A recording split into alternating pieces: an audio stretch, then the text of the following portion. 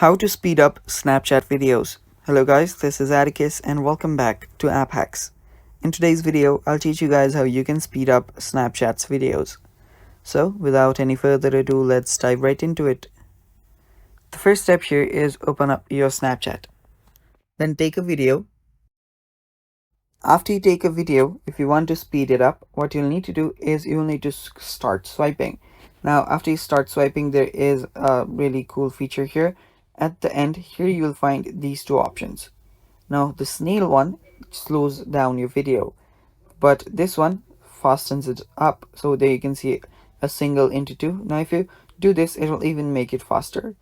So you can choose any of these one right here, and after you choose one, we can just send it. Now since I have a black screen, there is not much motion here, but you'll notice in your video that your Snapchat video is now really fast. Now you can tap on send to, and then you can send it to anyone. And that's basically how you speed up Snapchat video, guys. Thanks for watching. Don't forget to hit the subscribe button, and if you're new to our channel, also press the bell icon so you get notified when we release our new videos. Thanks for watching, guys. Bye bye.